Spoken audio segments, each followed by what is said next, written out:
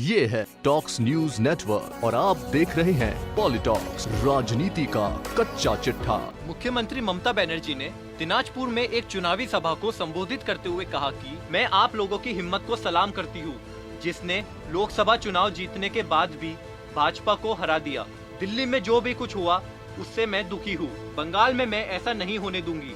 हम यहाँ लोगों को किसी भी हाल में परेशान नहीं होने देंगे। हमें भोजन और काम चाहिए, दंगे नहीं।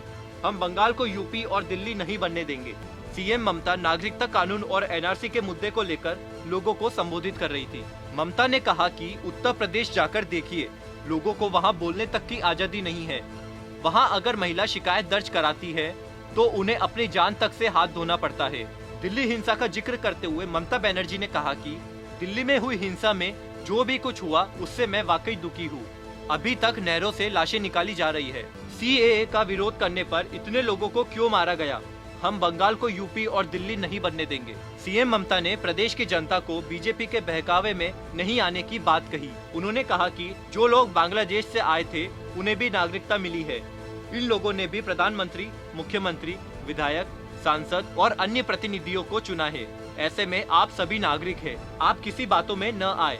आप सभी के पास राशन कार्ड और मतदाता पहचान पत्र है। इससे ज्यादा कुछ भी साबित करने की जरूरत नहीं होगी। हम सभी भारत के नागरिक हैं। कोई आपसे नागरिकता नहीं छीन सकता।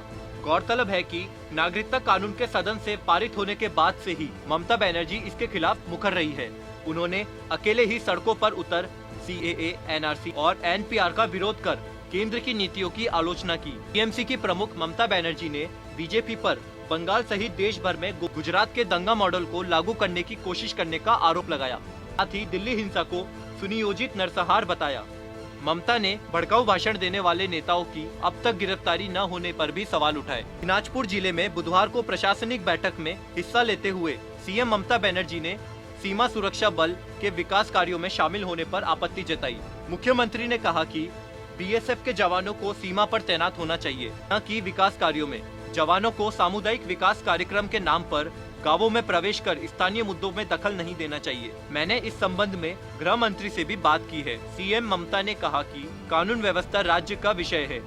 प्रदेश की पुलिस को सावधान रहना चाहिए, क्योंकि उत्तर दिनाजपुर जिले की सीमा दूसरे राज्यों के साथ ही बांग्लादेश से भी लगती है। इन क्षेत्रों में तैनात पुलिस अधिकारियों को इस मामले पर गौर करना चाहिए और आवश्यक कार्रवाई करनी चाहिए। पॉलिटॉक्स ब्यूरो, दिल्ली। ये है टॉक्स न्यूज नेटवर्क और आप देख रहे हैं पॉलिटॉक्स, राजनीति का कच्चा चिट्ठा।